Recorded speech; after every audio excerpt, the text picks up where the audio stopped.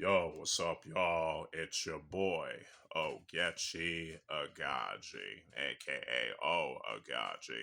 I'm back with another video. Now, before I begin, as I usually do, I want to let y'all know, as I usually do, that if you hear any background noises, talking, and all that stuff, that's my family. I just want to let y'all know in advance. Um, now, on to the video. Um, now, as y'all know, I've been keeping the culture war stuff to a minimum and focus more on the fun stuff. Expect not just on YouTube, but also on my other social media platform accounts and things like that. Because cats, they need more fun. They need some escapism a bit from all this culture war nonsense, even despite the difficulties doing so. And that's why I got back into doing reviews. You know what I'm saying? I also started, some series like some new series like Oaghaji impressions, Oaghaji thoughts, and Oaghaji recommendations and things of that nature. You know what I'm saying? But I wanted to talk about this particular topic because I want to get this off my chest. You know what I'm saying? At least on a video format. I've talked about this before. This particular topic before in a video, and also throughout my Twitter. You know what I'm saying? Account. Yes, I'm calling it Twitter. I ain't calling it X. The Elon Musk glazers can kick rocks for all I care. But anyway, it's about how both sides of the culture war think that the sexualized femme fatale badasses, the non-sexualized female badasses, and the non-feminine tomboy badasses can't coexist in fiction. When in actuality, they can coexist, and all three of these female badasses can coexist in fiction. In fact, they have always coexisted, especially in fighting games. You know what I'm saying? Um, and also in American comic books, Japanese manga. I mean, y'all get the picture. I'm just talking about in fiction and slash entertainment in general. You know what I'm saying? And the cats, and especially the cats that think that these three types can't coexist, are the toxic positivity cats, as well as the and slash left wing and feminist extremists and fundamentalists. You know what I'm saying? They think these three can't coexist. And you also have some cats in the anti woke crowd that think that these three types can't coexist. You know what I'm saying? But then again, I did say both sides of the culture war think that they can't coexist, and not to mention liberals and conservatives think that they can't coexist, which is complete BS. Um, and the thing that really bugs me about this is like, especially the left wing and feminist extremists and fundamentalists, aka the woke crowd. Um, they act as if that the sexualized femme fatale badasses are ism phobic for some reason, which is completely and utterly stupid. And the thing, or is either that, or they think that, it's they're made for porn addicts and things of that nature.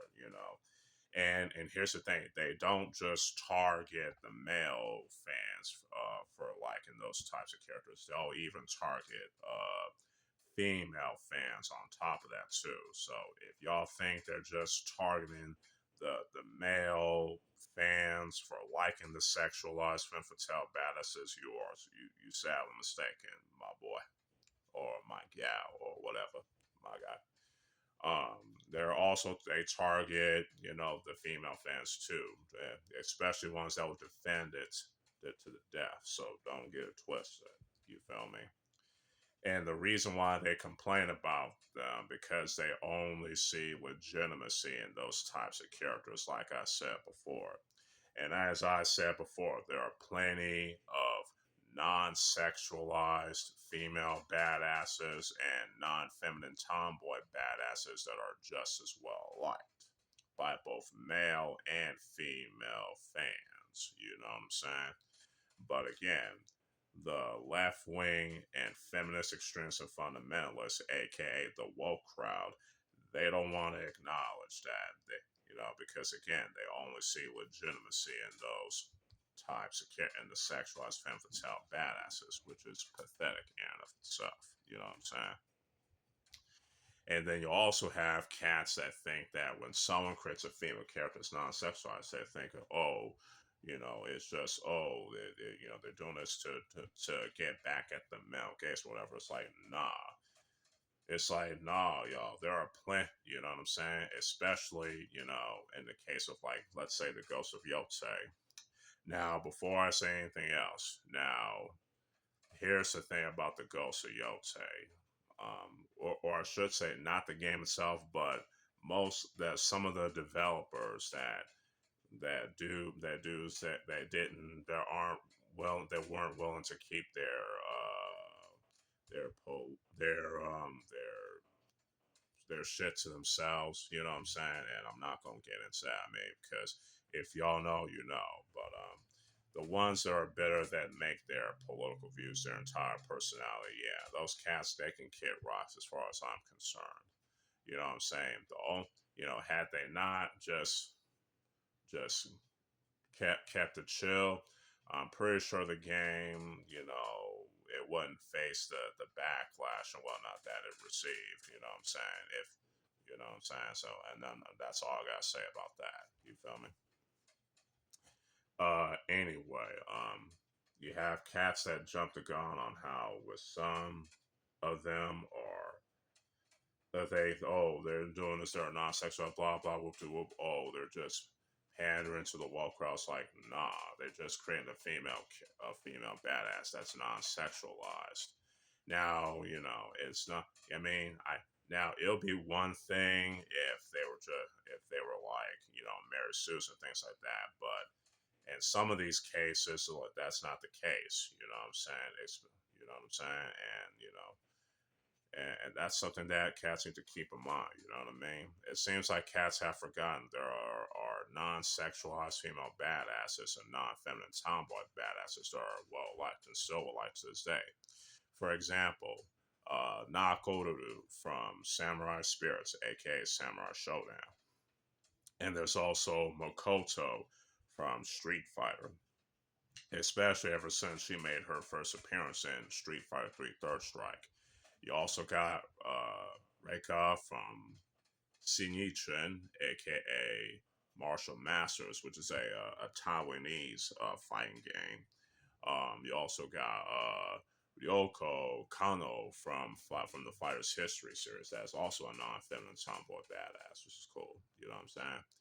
I mean, hey, you also got Hibiki Takane from the Bakumatsu Roman Geku no Kenshi series, aka the Last Blade series. You know what I'm saying?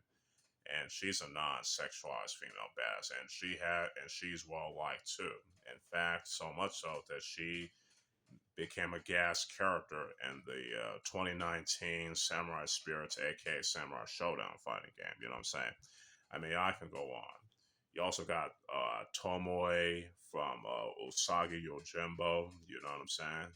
And so again, the characters I mentioned, and others that are just as well liked as the sexualized femme fatale badasses. You know what I'm saying?